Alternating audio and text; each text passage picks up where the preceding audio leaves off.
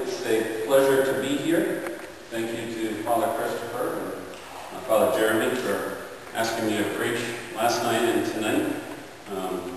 It's a pleasure to be here to meet all you folks, although it is vacation, so. As you probably read in your bulletin, my name is Father Scott Garno. I'm the Rector of St. Matthew's in Unadilla, part of the Diocese of Albany. If you're any familiar with the geography of New York State, New York City is down here. We try to forget about them. Up here is Albany, here is Binghamton, and Unadilla is smack dab in the middle, right on I-88. In fact, we have two exits on I-88, and that is our claim to fame and not much else. But we have a great congregation there, and my wife and kids who are at home right now at Jeremy's house, they enjoy it too. But I want to begin this morning with a simple question.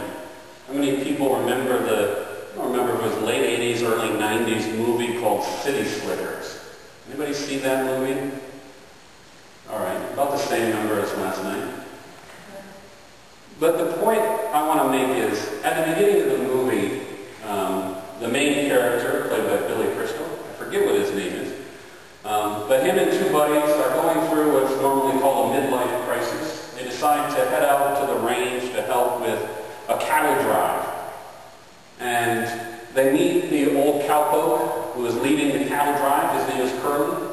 And to these three men going through their midlife crisis, Curly seems to be the kind of guy who's got life figured out.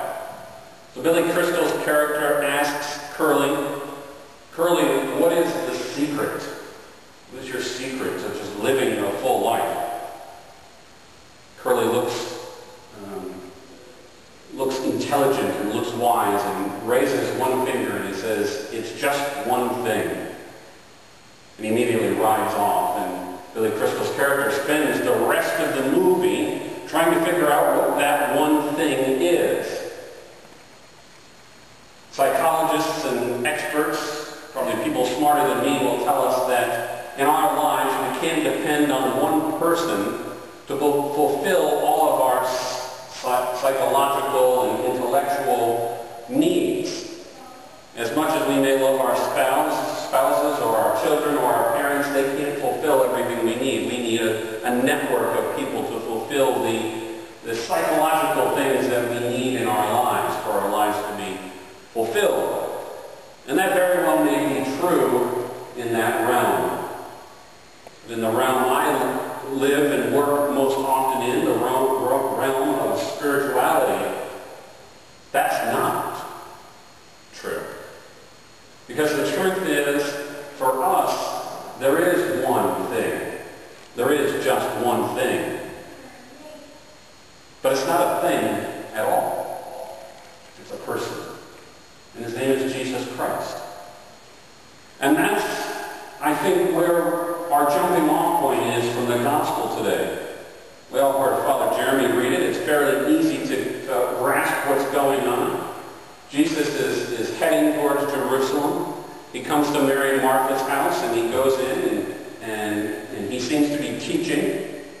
Martha is in the kitchen or in the back of the house, preparing things, entertaining, doing the things that a good hostess does to make her guests feel comfortable. But out in the front of the house is Jesus teaching, and there's Mary sitting at Jesus' feet. Now, we can't get too hard on Martha, who comes out and complains to Jesus. Jesus, why aren't you should tell Mary that she needs to come back and help me. You know, it's not simply that Martha is complaining that Mary is leaving all the work to her.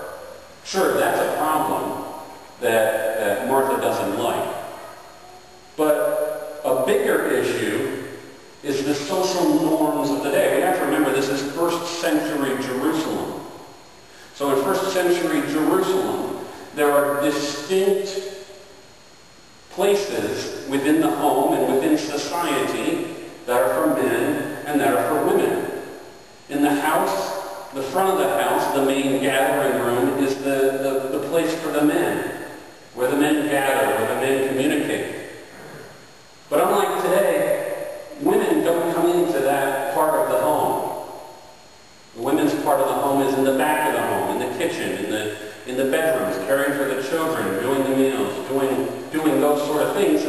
don't come together.